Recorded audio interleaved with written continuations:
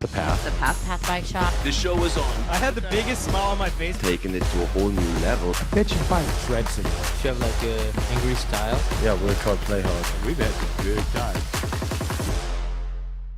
It's March 5th, 2025. This is the Path Podcast. My name is Tawny, and this is Ak. Hey, Tony, how's it going? It's great to be here with you, man. It's good to be here, too. I have no Path gear on today.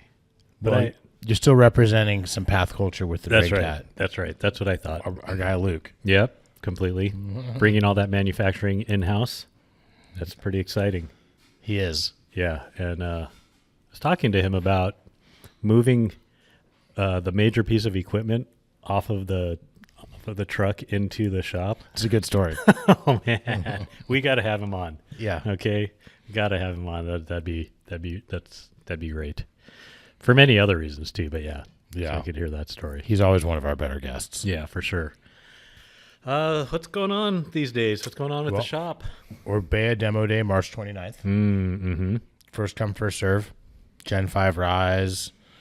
Wild with the Gen 5. Wild with Gen 5 Bosch motor. Full powered Rise. Oh, Rise with 85 Newton meters. So SL full power. Whoa. So those are, and then, you know, the Rise Occam with full is power. a great trail bike, and the OEs is really a good XC bike. Yeah. So those are good bikes to demo. I was just looking at a bike in the back of the shop. It's full XTR with still with the double chainring up front. An older bike. Yeah. Nice. Yeah. Yeah. With that guy's he's got Envy wheels. Ooh, yeah. Yeah, but mine are older. You know, I still feel like those are super pimped. Mine are super pimped out. That's funny. But I think they're just clapped out. That's very funny. Anyways. We have a transition demo day, March 22nd. Oh, that's exciting. Yes. Yeah, I rode with Jeff, who is one of our guest co-hosts a while back. We did a really big ride. I e-biked it while the other superhumans on the ride were pedal biking. That was a big ride. What were your stats? Just about 6,000 feet, and was it 30 miles? Awesome. Yeah, so 5.5 hours. Trail conditions are good. Trail conditions were good. It was, you know, it's that weather in the Santa Anas where the clouds were blowing over the main divide. So as you're pedaling on the main divide, the clouds were kind of blowing over in certain spots. That's awesome. Yeah, it was great. So Brian from the shop, Eric, he's been on the show before. Andrew from Shimano, Jeff, and myself, and I was the only wimp. I was wimpy. You say that because you were riding an e-bike and they were riding muscle bikes. They were. Yeah. Yeah. And anyway, so that the transition came to mind because Jeff was riding his Smuggler. Yeah. You could demo a Smuggler at the transition demo on March 22nd. Yeah. I would say demo a Sentinel, which is their newest platform. Yep. And I've ridden that bike. It is awesome. Yeah. I think that's if you're looking for an all-around mountain bike that does everything really well, that Sentinel's awesome. Yep. Yep. The Smuggler is a little less travel, right? Isn't that Smuggler's less travel. like 140, 150? I think it's 130 in the back. 130. Yeah, so it's like the bigger brother to the Spur. It's the shortest travel full horse length Transition. for transition. Yeah. So yeah, that bike is sick. Zach's got a really nice one also. Yep. Yeah, so yeah, that's an exciting, like, at 130, 140, lighter weight, 150, that whole spectrum right there. All mountain. Those are exciting bikes. I've been pedaling my versions around as well. This has been, yeah. Your Trance. Yeah, I have the Trance SC and I have the Trance Advance X. Yes. SX. Yeah, those are great. Got some trail work days coming up. Yep. Oh, actually, back to the transition demo. Okay. I think like you maybe, and a lot of people should try if you were to go to the transition demo. Obviously, we love the relay, but the repeater power play with the SRAM motor. Oh, interesting. with Bros, SRAM Bros collab. Yep. Yep. That's a really cool motor. Very efficient, very quiet, very smooth. Yeah. Definitely worth checking out. Yeah, definitely. Maybe I'll do that. Yeah. Is that a Saturday or Sunday, the 22nd? I believe that's a Saturday. Okay, fantastic. Even better. Trail work opportunities coming up, and thanks to everyone who does trail work. We love you. Yeah. Trail work's the best. Especially we're getting rain. So we are recording. You said this on March 5th. And we're getting rain now and through probably the next couple of days. So although maybe some of these trail work days will be beyond the... Yeah. Yeah. Five Oaks with the Laguna Canyon Foundation, and you can sign up to participate on the Laguna Canyon Foundation website. Yep. March 15th. And then March 22nd, Stagecoach, and March 29th, Stair Steps. Yep. Exciting. And, I highly encourage people to find their local trail work groups and join up. Yeah. It's a really great way to join community. It's a really different way to see the trail. I think that it can change how you ride just a little bit, even just to hike a trail, but to work on a trail, it's just a different understanding of the trail. Yeah. And I think it's a cool lens. And of course, to give back feels good, and everyone appreciates having good trails to ride. Mm-hmm, for sure. It's a good way to get a little bit of a different workout. I think it's awesome. I agree. I Get would some sun. totally agree with you. Over the hump. Over the Hump. April 29th is the next Over the Hump. XC and dual slalom. Oh, dual slalom. I think so. You know what? Likely. I should double check that before Likely. I say it, but I think it is. Yep. Yep. This podcast is going to come out on, I think, the 14th of March. And on the 15th of March, watch for a really cool new product from Transition. Oh, exciting. Yeah, really exciting. It's a really cool time of year. Like, this is the time of year that cool new bikes are being dropped. And yeah. Like they're hot. Like they're hot. Yeah, exactly. Yeah. Drop it like it's hot. Dropping like it's hot. Yep. I've ridden my Vola a lot, and so have you. And you and Mountain Bike Allen have ridden the Volas as well on a bunch of different trails that are exciting. Yeah, we rode on one of his videos together in Laguna. Yeah, exactly. So that's cool. But, it's so funny. We talked earlier about,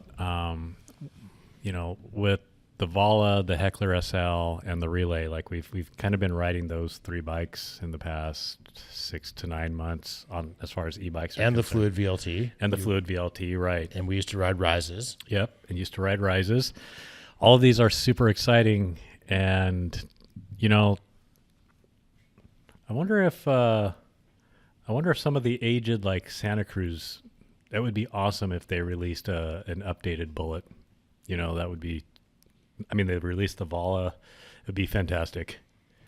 That's an interesting question. There may be something prescient in that question.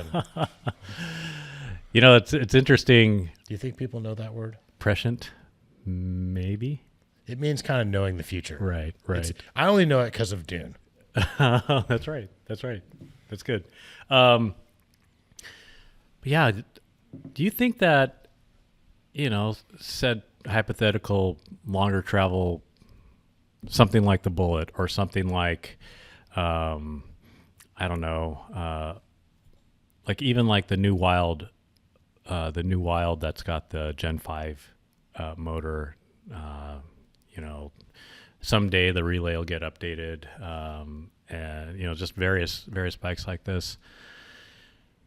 As some of these bikes come out, do you think we're going to keep on seeing these 60, 55 Newton meter SL-ish bikes? So the question could be phrased, is SL dead? Is SL dead? Because I was talking to some kind of inner circle people at one of our brand partners yesterday. Mm-hmm. And one of them had flown here from Europe to talk to some dealers and to have some meetings. And these were people who are central in the brand. And that was a question that came up, is SL e-bike dead? And it actually came up at a different meeting with a different big dealer partner too. I think it's a question that's being asked internally by bike brand people who make bikes. Right. Is the SLE, because a bunch of people missed out on the SLE bike category when it was just pretty much Orbea and Specialized. Right. And then a bunch of people jumped on that bandwagon, and some of those models didn't sell so well. Interesting. Even though like the Orbea Rise sold really well. I think a lot of them came out at a time when a lot of bikes didn't sell really well unless they were on huge discount. Right. Yeah. And market timing. I Yeah. also think the best SL motor on the market has a lot of baggage with its like original high failure rates out in the early days. Sure. Even though we know it's a lot better, it still carries some baggage. Yeah. So I think that hurts SL sales, where a lot of the best SL bikes have the Fazua motor, which I love the Fazua motor, but I don't dispute that from a consumer perspective, it has baggage. Right. People wonder. There's some people, who read internet reviews. A lot of those are from the early days when it really was. I think the first batch of Fazua motors had 100% failure rate. So that's pretty brutal. Yeah, right? exactly. We're way past that. That was years ago, but there was some pretty high warranty rates, like maybe over 10% for a while after that. Right. And then they definitely have it under control now to where it's, I think, acceptable. Right. But there's that. And then there's also An evolution of full power motor weight as well as battery tech that dropped the weight of batteries. Yeah. And there hasn't been a category defining hot new SLE bike from a big brand that can tell the story and get people's attention in a while. Yeah. The last one was probably the Heckler SL, and that came out in a really tough time to sell a bike at full price. Right. And we sold quite a few of them. Yeah. We bet hard on the Heckler. We bet heavily on the Heckler SL, and that wasn't a bad bet. That worked out well for us. We sold a lot of Heckler SLs. Right. But now it's in its second year, and the Vala has kind of stolen the thunder in that brand. And we still sell Heckler SLs, but not as many. But that's normal for a second year product. You kind of do that, and then Yeah. we talked about that. So, but that brings me to the question, like, what if someone did come out with a really hot new SLE bike, and what would that look like? Right. And then it got me to this other thing, which I've been really I'm really sure I have a really clear vision, I feel like, of this thing that's going on with SLE bikes, and it's that they have an identity crisis. From a marketing and from a product development standpoint, they have an identity crisis. And the reason I say that is because there's a category of rider who wants that bike who is getting an e-bike, and if they weren't getting an e-bike, they'd be getting a short travel, lightweight trail bike or cross-country bike. Yeah. And maybe this rider, most of their ride fantasy has to do with experience, fitness, fun, community, less so about shredding the gnar. Yep. Right? And so that's one category of SL e-bike buyer for sure. Right. I think mostly that's who they're marketed to. Mm-hmm. But I think they're not really truly made for that rider. They're more like made to kind of go more towards like your and my ride fantasy, which is a bike that just helps you get up the hill but is super shreddy. Yep, for sure. So, and I think that's the other part of the identity with the SL e-bike. And I think that second part of the identity isn't real flushed out. And what I mean by that is I think a lot of people who would enjoy that ride fantasy don't realize yet that they would enjoy it. And a lot of people who who are in the industry who don't. They haven't quite felt that or experienced it. Right. Where you and I, it's like, oh, you haven't, because we were doing that on Orbea Rises in like 2020 or something. Yeah. Like, so I think that if you made an SLE bike that really nailed it for that community experience, trail ride experienced rider, that would, and market it to them. Right. That would be a hit. Although I also think that when it comes down to it, that person wants a bike that goes uphill really well. Yep. Which is a full power e-bike, and they don't care as much if it's fun, quote unquote, fun to ride. So that's where I think part of it's almost backwards, where a lot of people see that as the target customer for the but it's SL. quite I think it possibly. can be. But maybe it's not even. I mean, right now, like the two dominant motors are, it's a 60 Newton meter or it's an 80 to 90 Newton meter or thereabouts. Right. And like maybe that person that we just talked about isn't 60. Maybe it's 40. It's 40 with lower watt hours but higher density batteries. That's just giving them a little bit extra, and it's getting that bike down really SL. Maybe. So it's really leaning into that side of it, and then the 60 Newton meter motors are for that's where you Remember the original Rise had a 330, I think, watt hour battery. Yeah, So imagine how light that could be now. yeah, with the 60. And then if you had a Newton range meter, extender, you could do that with maybe more than 60 Newton meters with a range extender yeah, and modern technology, battery technology, and then you could have maybe a 40-pound 130, 140. I totally travel agree bike. with you. Well, and that version of that SL is like you separate the identities, and that version of the SL is like we're going to lean in. That version is going to be the shreddy version. So one is a full 29er, a little less travel, Yep. really, really, really light. Yep. Maybe a Fox 34. Yep. Maybe even two piston brakes, right? Like, Yep. Exactly. And just enough power so that person is getting way further into their adventure. Still, I putting think out more power. I think lots of power still on that model. Really, you think so? I do. And keeping in mind that person wants to go uphill really good. Like going uphill fast. But maybe that person is- also wants to have the sense of accomplishment going uphill, Maybe. and That's having true. that 85 Newton meter motor. But you can just turn it down for that. True, I think but you could make it a really SL bike if you didn't have to deal with a. It's a motor that doesn't exist. I think it's the TQ. it's the TQ, right? That's exactly it. And that is probably and I think if the right, Scott has that bike. Scott Bikes makes a bike with the TQ motor. It's like under 40 pounds. Scott's not really a great marketing machine right now. Right. If I do think if like a big power, like if a Santa Cruz made that bike, Right. they would do pretty well with it. Right. But I don't think they would do as. And this doesn't exist, but let's just say there was a 400 watt hour battery or even a 300 watt hour battery for the Gen 5 Bosch motor that's on the Vala, Right. That would be. and the Power More range extender works with that. yeah. And I think that would lower, compared to the 600 watt hour battery, I think that would lower it by about 6 pounds, Yeah. which would make your Vala like 42 pounds. Yeah. And if you put I would go for that. if you put the SX on it, it'd be like 41 pounds, Right. even lighter. So Right. yeah.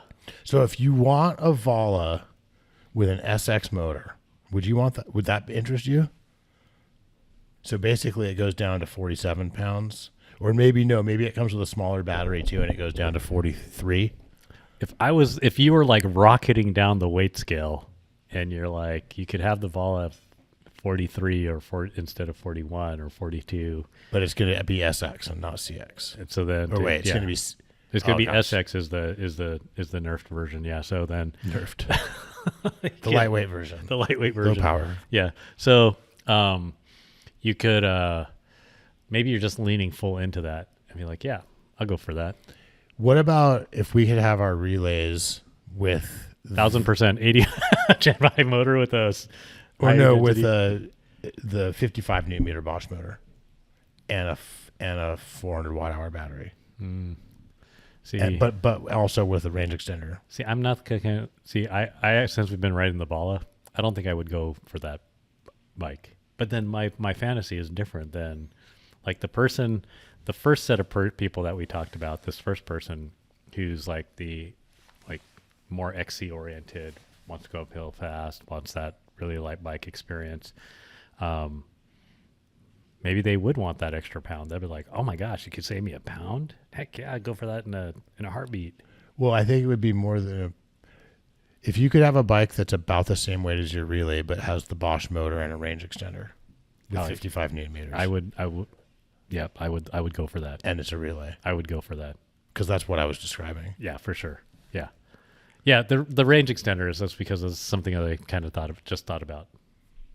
The range extender is Because I do is a think huge this is a thing, a really, really confidence-inspiring smasher enduro park bike deal. with that 55 newton meter Bosch motor Yeah. and a 400 watt hour battery and like low 40-pound range, Yeah. low to mid 40s. Yeah. Shed as much power, shed as much weight as possible. I think that's still a thing, and I think the kind of take a Vala and make it that, and it's 42 pounds or 40 pounds, Yeah. and I think that's coming from someone soon, is like Yeah. something that sort of looks like a Vala but has the 55 newton meter Yeah. motor and a smaller battery. Totally. And that would be pretty fun. That would be And it's a lot like a fluid VLT, but just a little more travel. Yep, exactly. And like people have heard of Little it. slacker, yeah. People yeah. will have heard of it. Yeah. Yeah, that's but I say all this and then I hop on the Vala with the 85 newton meter bike motor and I'm like, gosh, this thing is great. Right. This thing is But imagine, just picture our relays quiet, first of all, because they're not totally quiet. quiet with a range extender and everything that I know, better. But I totally agree with you. It's okay. Here's the thing. That bike is phenomenal until what if there's another group of people that have that same bike or a similar bike characteristic, but it's got an 85, they've all got 85 newton meter motors and you're the only one with the 55. Like you're really struggling on that ride. That's the classic argument against SL right there. That's the one. Yep. But it only happens in group rides. It only happens in group rides when everyone else has an 85 newton meter bike. Well, and if it's a long group ride, it reverts to watt hours. So let's just say you had a 55 newton meter motor, but you had a range extender to have two range extenders. Yep. Right? Yeah. You're going to be able to go faster than someone with the 85 newton meter motor who has just 600 watt hours and no range extender, because they're going to have to be turning it down on that longer ride. Very much. So, But most of those 85 newton meter bikes are going to have range extenders. maybe. Yeah. Yeah. At this point, most people I know don't have a range extender. And if you're not on Bosch, Giant has range extenders for their systems. And those are phenomenal. Those are great.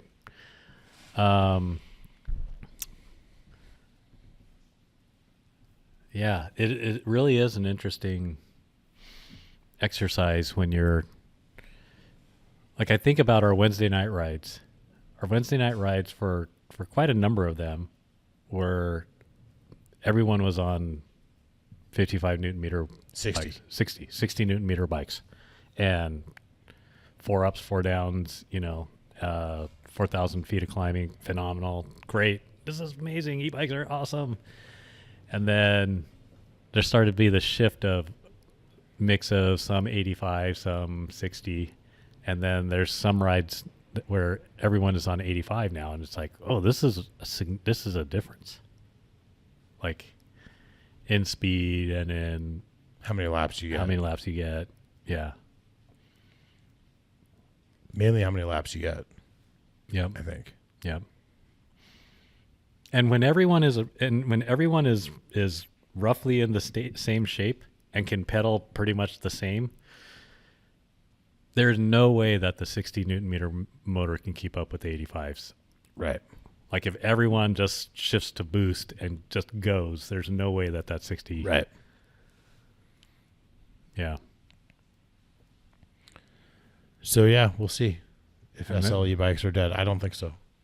I don't think so either. I think you're right. This identity crisis and maybe this separating the vision and Right. Did you see there's going to be a pump track at San Clemente? I read about that. Pretty awesome. How close is that to becoming a reality? I think they're about to break ground. Man, that is so exciting. And shout out to Shimano and OC MTBA for making Yeah. that happen. Huge thanks for that. Yeah. Yeah. Really cool. So conceptually, there's a skate park there already. Hey, Yes. mister, are you okay? Yeah. That's a good. Aka's referencing my crash at the skate park on my skateboard. Right. On my 46th birthday, maybe? Right. So it's not going to take the place of that, is it? No. It's going to be built next to it In a dirt lot in that zone, yeah. in a dirt. Oh my gosh! Okay, I know what you're You talking. do, yeah. I know where it is. That is going to be. And pump tracks are awesome, and they're very demanding physically if you want to go for it on a pump track too, which is really cool. That might inspire a whole new like ride experience for me. Hang out at the pump track, barbecue, Oh my gosh! go do some laps in San Clemente, Heck yeah, go skimming. man!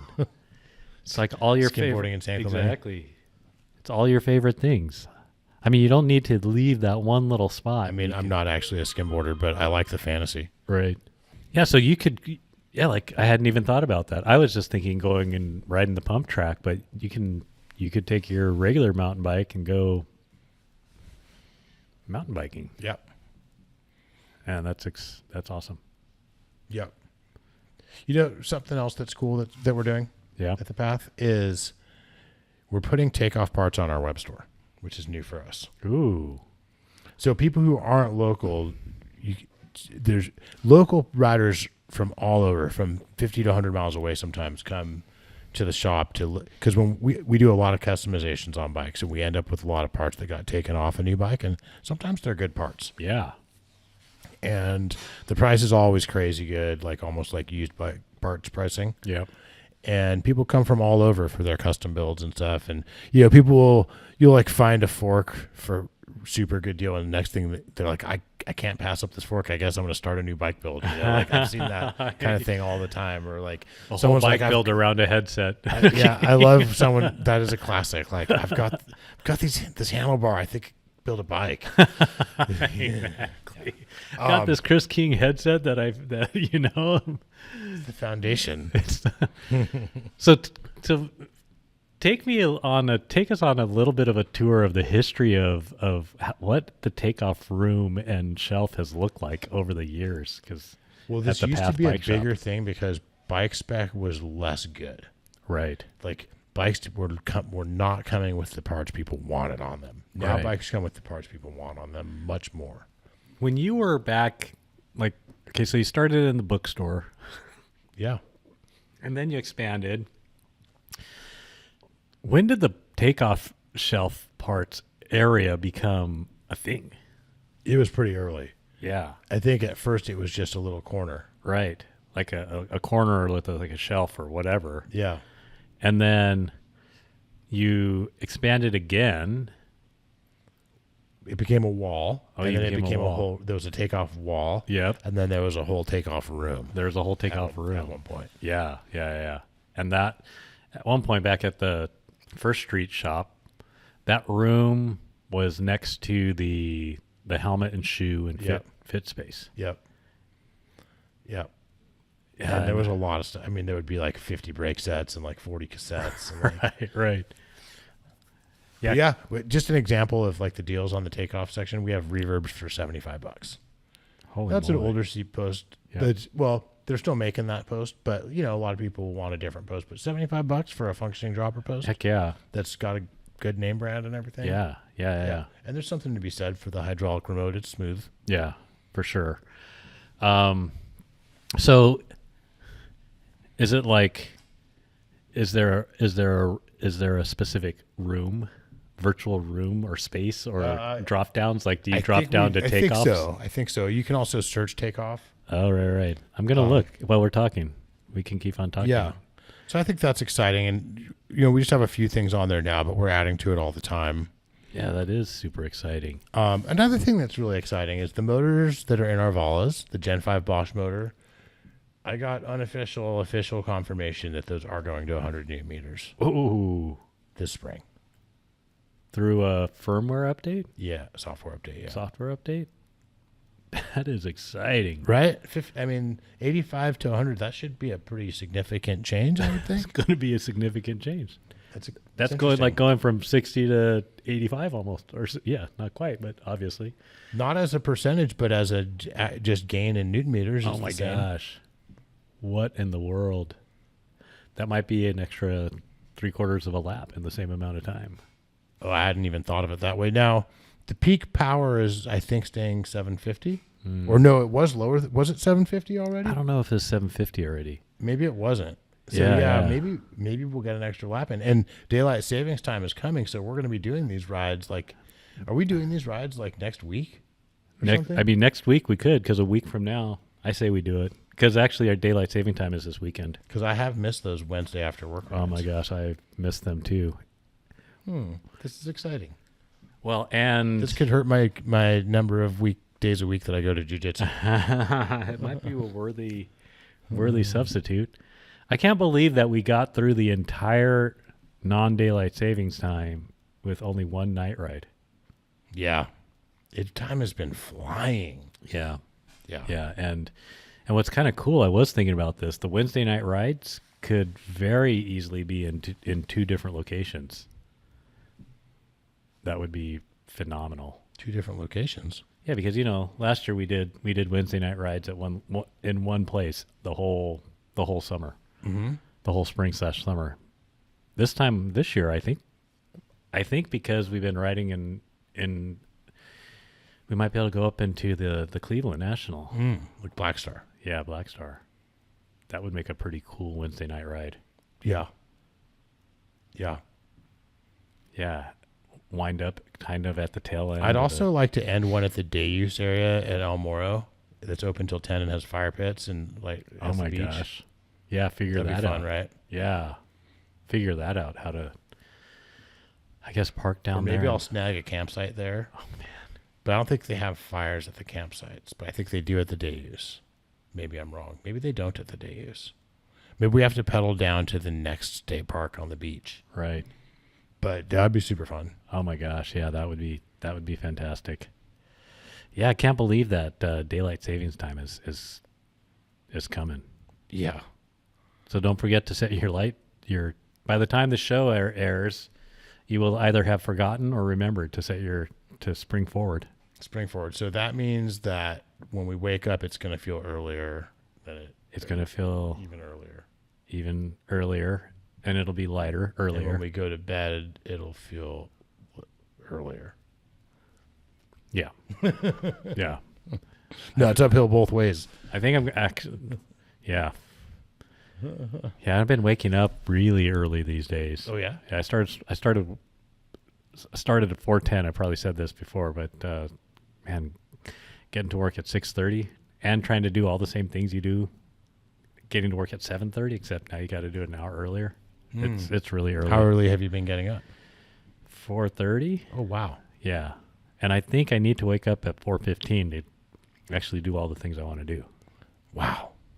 So between reading and whatever, and then if you want to get a ride in and ride, a run and ride your bike in to work, whatever, it's just 4:15. That's really early. That's really early. But anyways, it's worth it. It's good. It's worth it.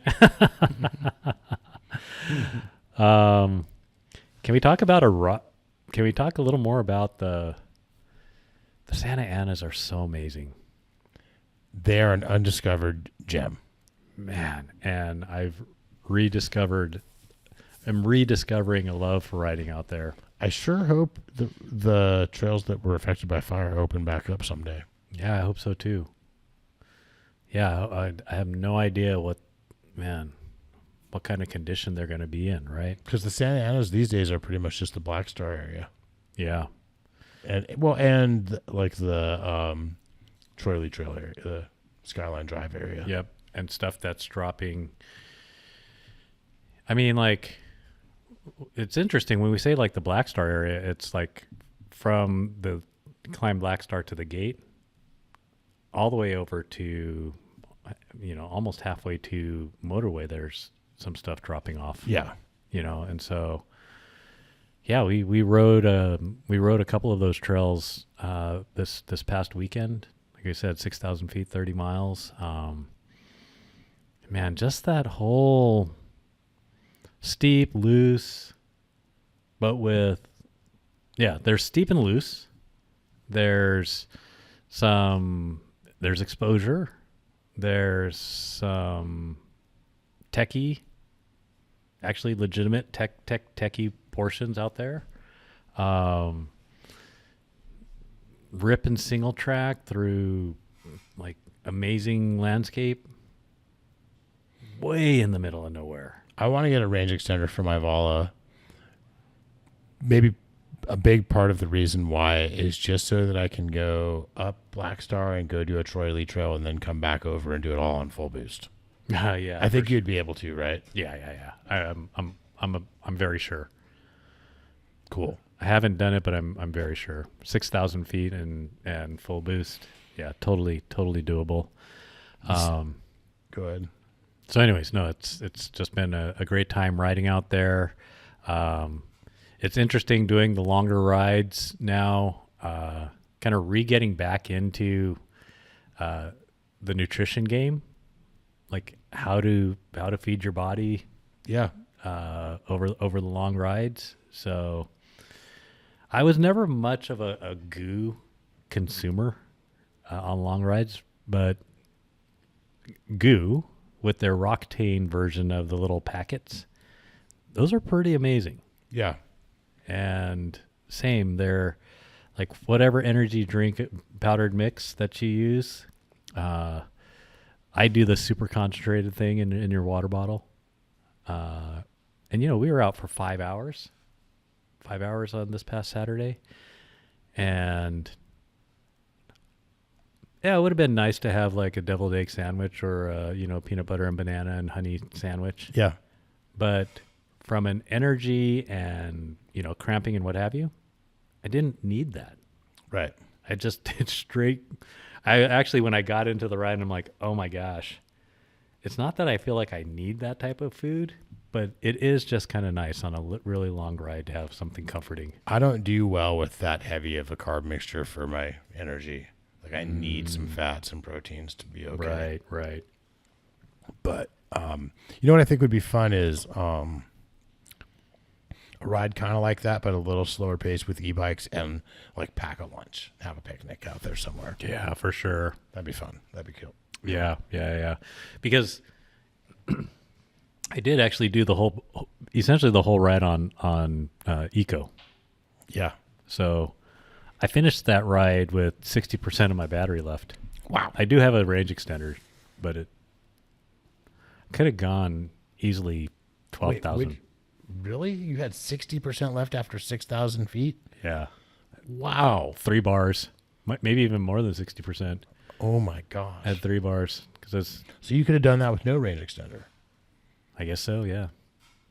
Far out. Yeah. On Eco. Yeah, it was. And that made it fairly easy for you to keep up with those guys, or not really? Yeah, it was very easy.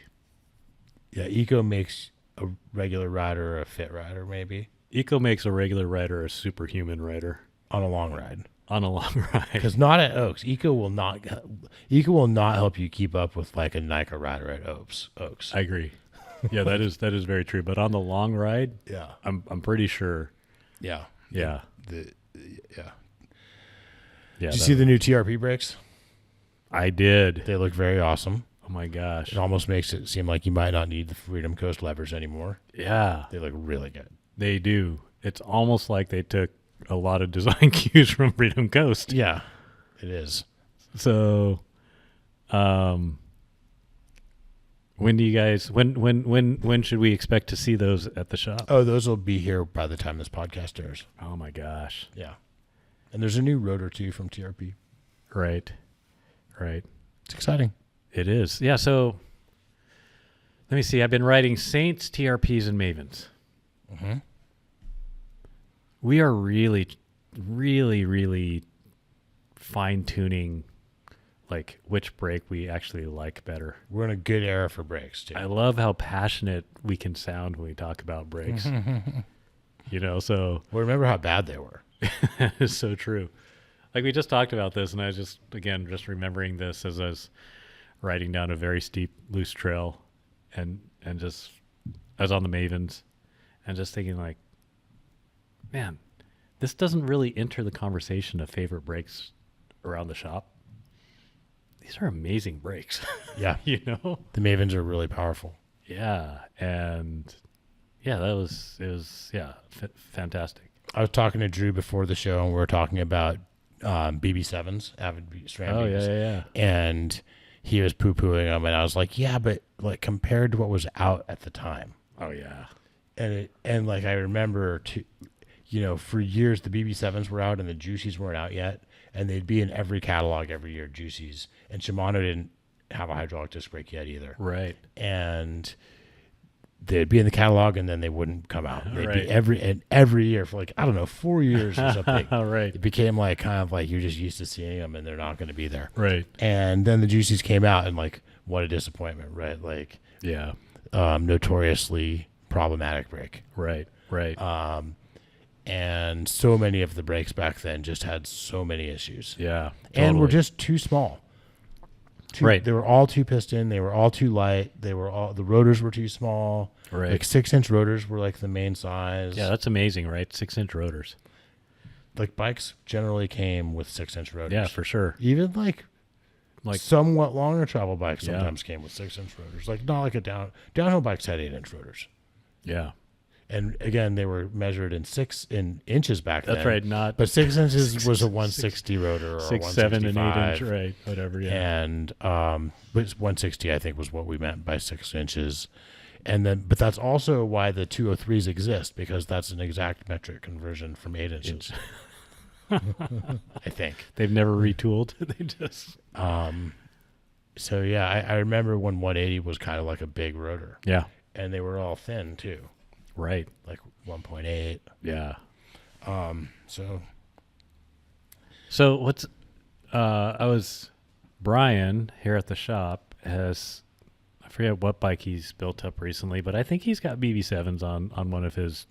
yeah, And when I PK squeezed them, it made me remember like how smooth and how clean the path could get a mechanical set of brakes. yeah, V brake, BB7s, just a cut above. we really took pride on that. And you guys can still do it. Yeah, It's impressive.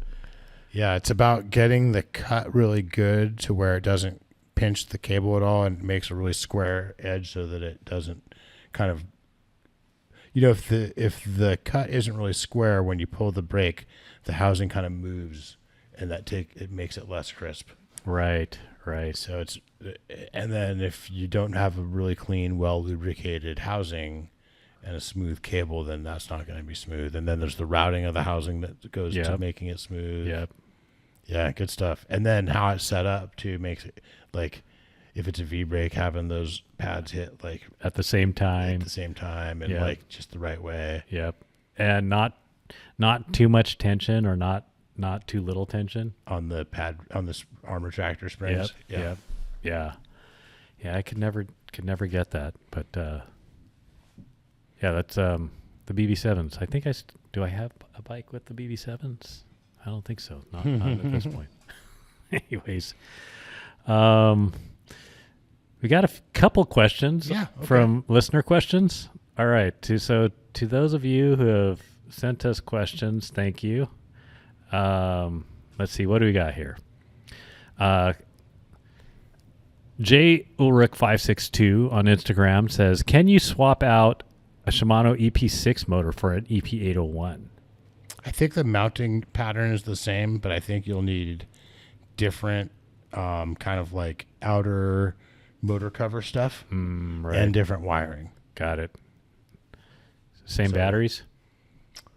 If you could get a wire that connects to both. Right. It could be a little bit of a project. Yeah. Okay, awesome. Montner 12. Hey, Mike, how's it going? Inverted forks seem to be more common just lately. Trend or here to stay? I have been forecasting a trend towards inverted forks since a long time. Since the Mavericks? Maybe not quite that long, but I think since about I think I started to think that we were going to see more inverted forks around 2017, 2018. So in the spirit of even a broken clock is right twice a day, hell yeah, we're going to see more inverted forks. I'm going to keep saying it till it's true. Then I'm like, I told you. Right. Imagine a 36 that was inverted. Yeah. You know, I think... What are some of the benefits? I think better shred signaling, for sure. Good moto forks are inverted. Yeah. Joking aside, better fore aft stiffness per weight if everything else kind of more or less stays the same, you get better fore aft stiffness. Right. Which, and generally speaking, less torsional stiffness. Right. Which I think is a good trade off overall for me. I would take that. I think most times. Right. Also, less sprung weight on an inverted fork. Mm-hmm. So that all that means is that the part of the suspension that's moving back and forth with each bump and oscillating has less mass, so it oscillates easier and quicker. Yep. More able to react because it has less, because inertia is a function of mass partly, right? So, but that's really a true thing. That's a big thing, right? Like downhill racers have really been into this for a long time. It's a big deal. Having the weight around your axle lighter, the weight that's actually moving back and forth with the suspension lighter makes a big difference in suspension performance. Yeah, it's interesting that their seals stay well lubricated too. Yeah, there are no on the World Cup. Are there any? Someone's got to be running an expert. Yeah, someone's got to be. Do you think in the top 10, top 5? I don't know. I don't know that either. Yeah. I haven't been following that closely lately, so I don't know. How many Push Industry forks have you sold? One. I think if we were keeping them in stock and demoing them and stuff, they're pretty rad. Yeah. They're a little heavy and they're very expensive. Yeah. Yeah. I would totally rock one. I don't know that a fork has to be heavier to be inverted. I don't think that's necessarily a thing. Right. Probably Fox or RockShox will have to make one or lose their seat at the table before we could get one. Or maybe that would be how they would lose their... Because by seat at the table, I mean that top two dominant... Right. Like most bikes come with either a Fox or a RockShox. Right? For sure. Yeah. Yeah. I would be excited to run an inverted fork, though. I think maybe someday. I don't know why. I'm sure there's a ton of reasons why it's not happening. Yeah. Why it hasn't happened. Yeah. Yeah, it'll be interesting. Good question. Montner 12. I also wonder if wheel size, what that does to the design trade-offs, because as that lever of the fork legs gets longer, it might be more... I kind of speculate that it would be better to have it be a single piece all the way out to the sliders like that for stiff. Right, before you start losing too much.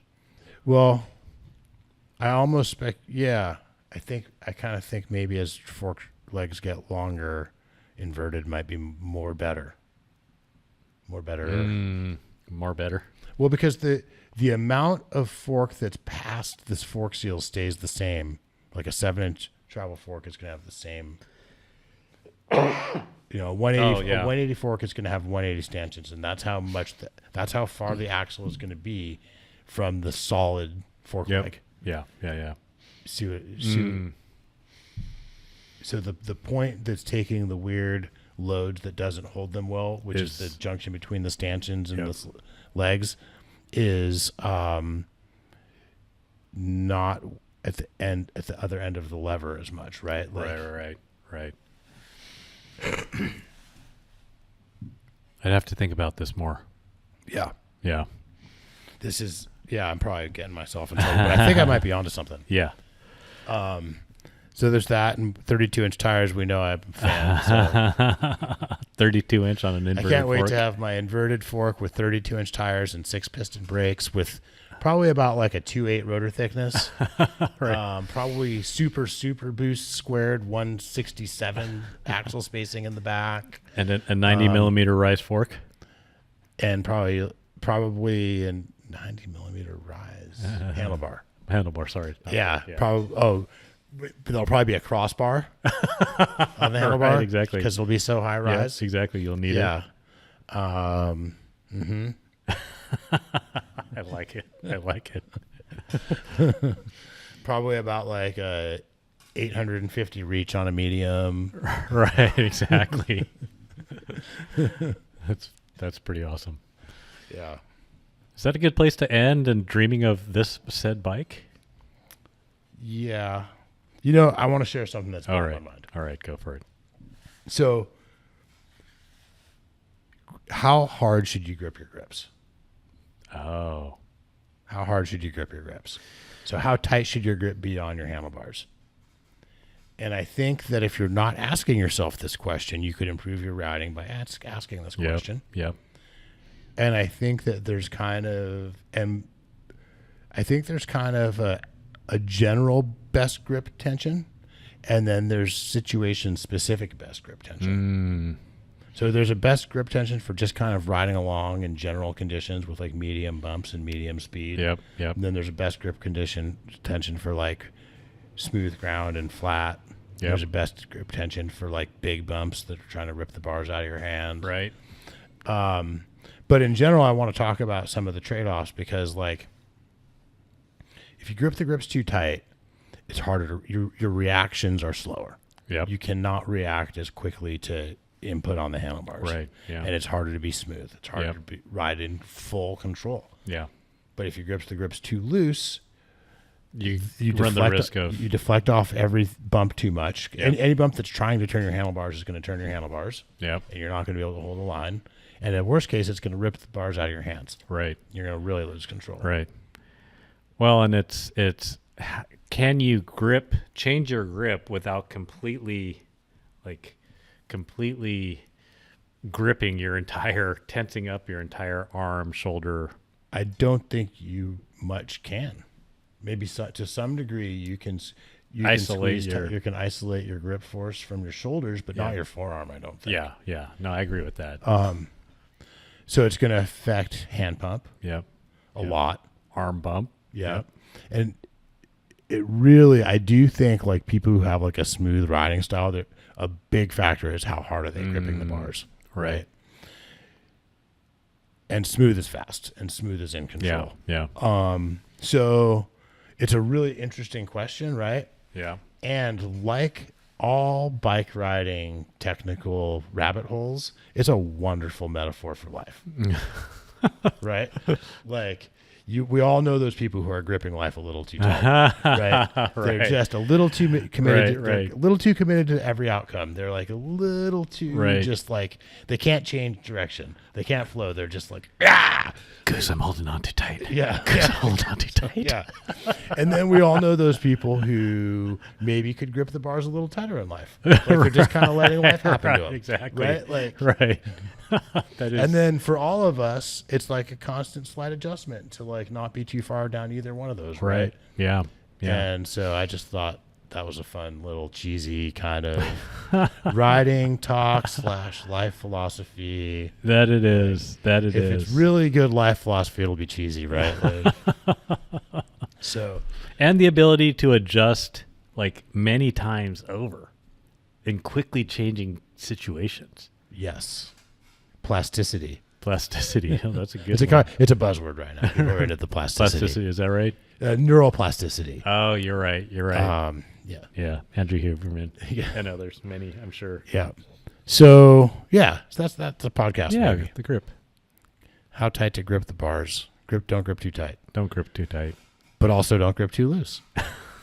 And it goes to, it does go to that kind of middle way philosophical question. So anyway, everyone out there, let's all remember to love the bike we ride.